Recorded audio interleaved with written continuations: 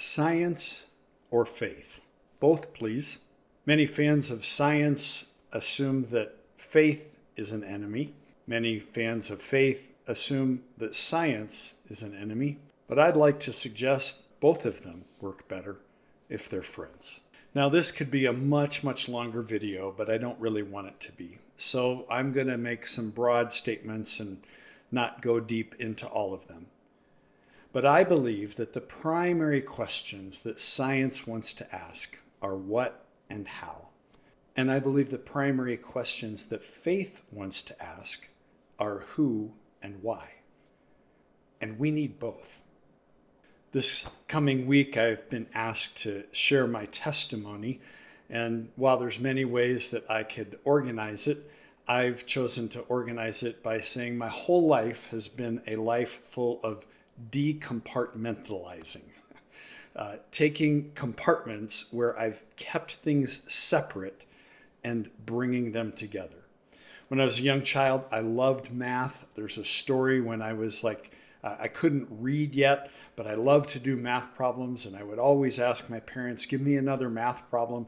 And so they literally handed me the phone book and told me to add up all the phone numbers. So when I was in school, I always loved math. I was always ahead in math, and went through high school and had to pick a major. And so I picked something in math and science because I just assumed that that's what I was supposed to do. And I was almost halfway through a degree in mechanical engineering, and I realized I don't have much of a desire to do that. And I wonder if God might have an opinion on what I would do for a profession.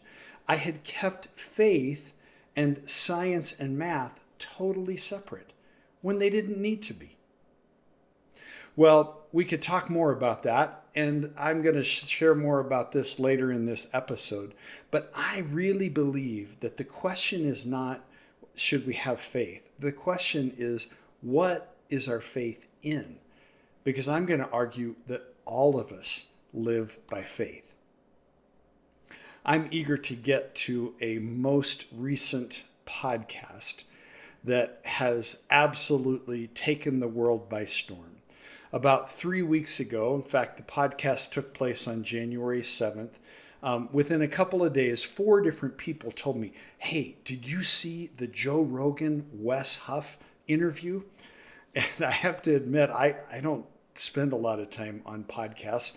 When I'm learning something, I like to read a book. And when I'm reading a book, I like to have the book in my hand. So I didn't know who Joe Rogan was. Well, it turns out he is probably the biggest podcaster in the world. He has over 19 million subscribers to his podcast. That sounds pretty impressive until you realize that this morning I had 22. When a friend signed up this morning, that brought me up to 23. Well, Joe Rogan is a Ultimate Fighter commentator. He's a comedian. He's a podcaster. He was the host for Fear Factor for several years in the early 2000s, for any of you who remember that show. And his podcast is so big that Spotify gave him a contract for $200 million to be the exclusive host of his podcast. And that was in 2021. Well, he's grown since then. And so in 2024, a non-exclusive contract with Spotify was for $250 million. And that, of course, is why I'm doing a podcast. It's for the bucks. Well, he is a self-described agnostic. And there was a guy by the name of Wes Huff, who's a Christian apologist, and he's an absolute expert on the scriptures and how they came to be and the manuscripts of the Old and New Testament. And he had debated a guy a few days earlier, and everybody in the world recognized that Wes Huff had won the debate. And so it kind of blew up. And so Wes Huff was invited by Joe Rogan onto the Joe Rogan Experience. And that podcast at this point has been heard or watched by over 30 million people. That's a lot. It was over 5 million on the YouTube channel when I looked at it earlier today. And so the rest would have been audio, but over 30 million people. And the response has been enormously positive. So you can get a transcription of the podcast. And so I have it right here. So I want to read some things word for word at about a little over the 2-hour mark.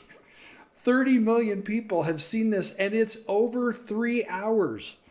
So if you're interested in seeing it for yourself, this is at about the 2-hour, 10-minute mark. And I want to just read some of the conversation that these two guys had.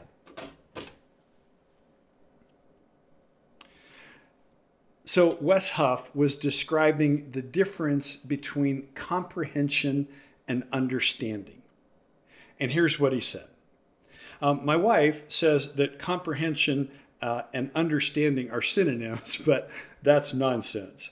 Because you can understand that eternity is a really, really long time without being able to comprehend the concept. And so then they started talking, and so the conversation went to how much water's in the ocean.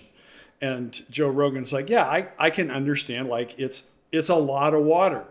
But when you start talking about like tens of thousands of gallons, yeah, you've lost me.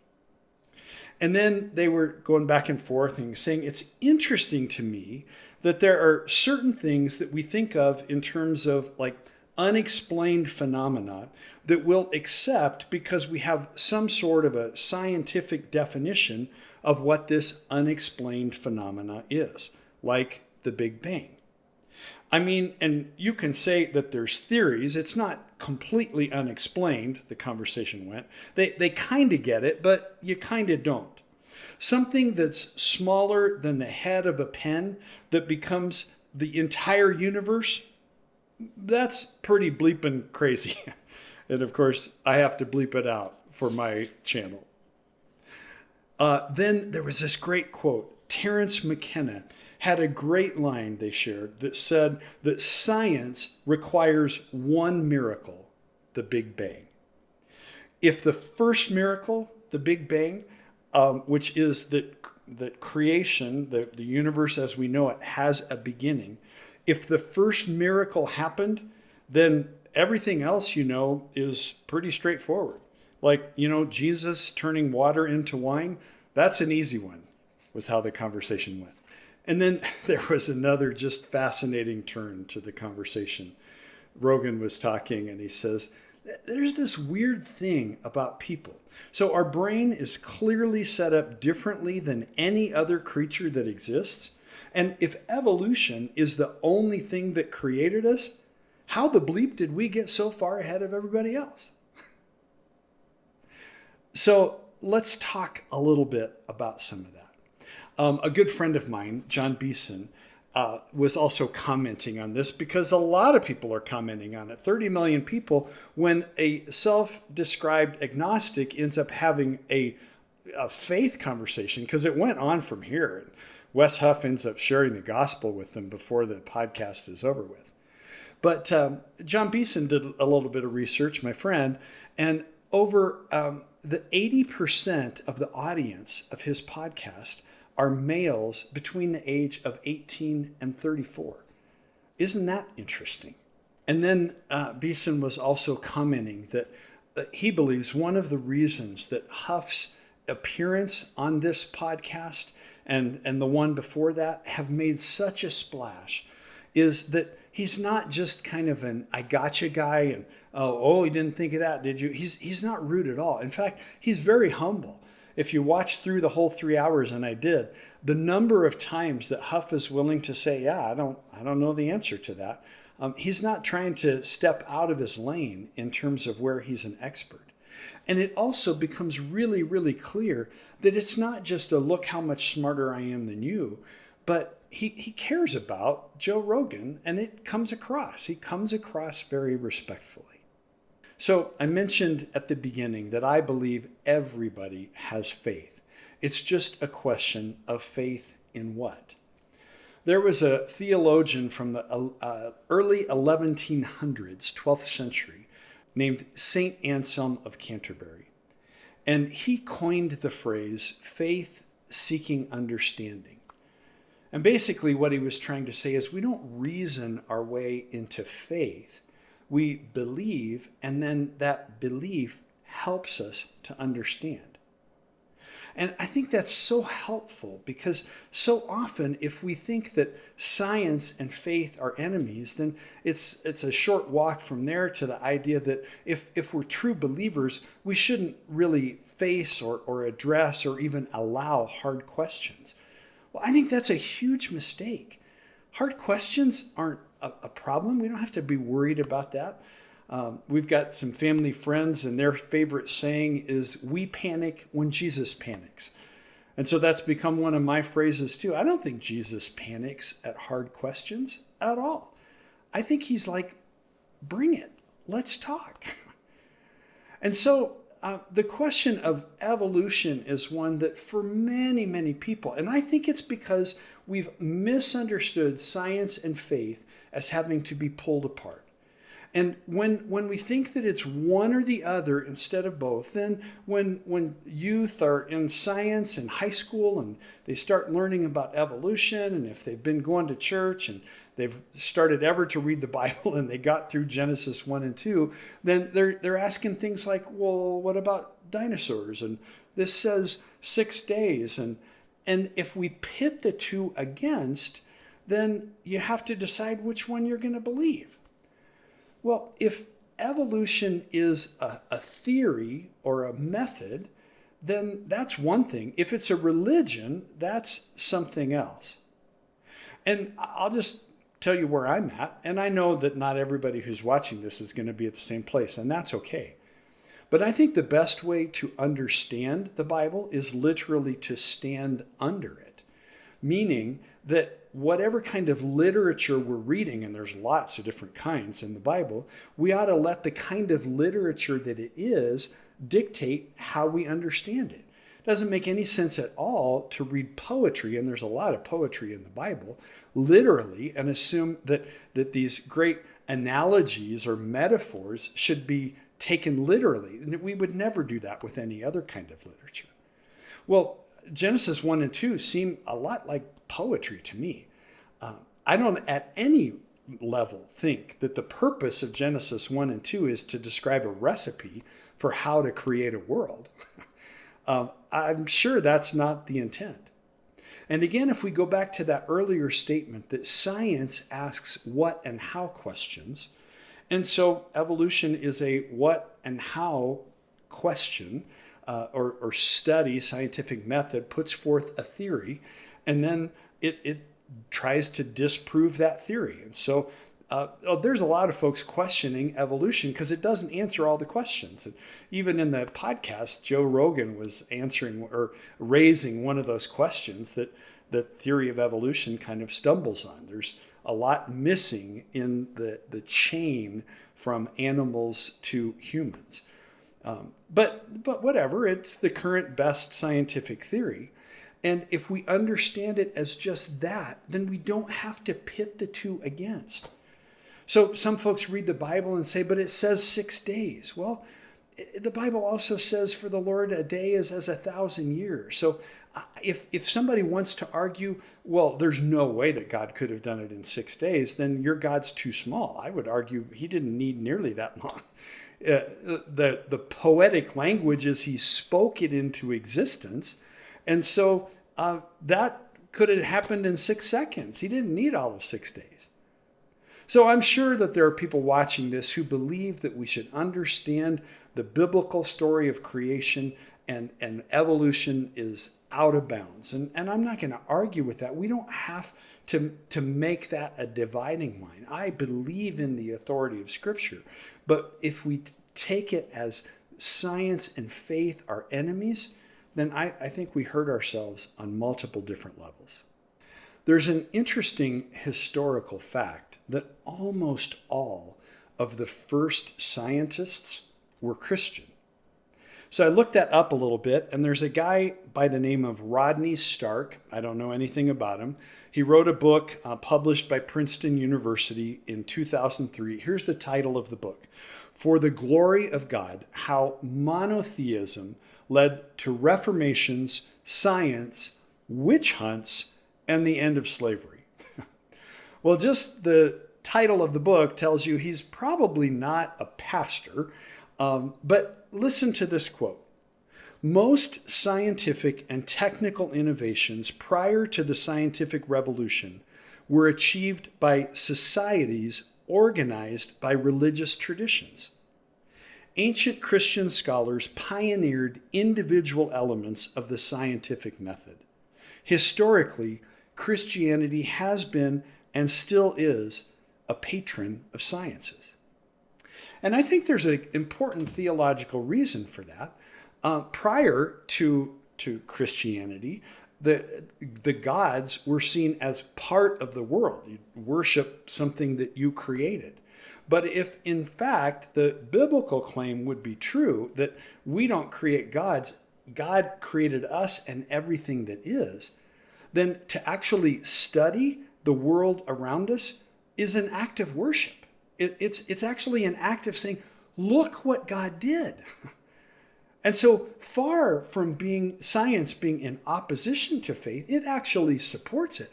Look at the amazing things that God has done all around us. Just like Joe Rogan, and by the way, Joe Rogan is kind of a both-and guy. Politically, he's all over the map. I think it's fascinating that in 2020, his candidate of choice was Bernie Sanders. And then, of course, a lot of folks have been discrediting him because in 2024, he endorsed Trump. But from Bernie Sanders to Trump in 4 years lets you know that he's got an interesting mix of views.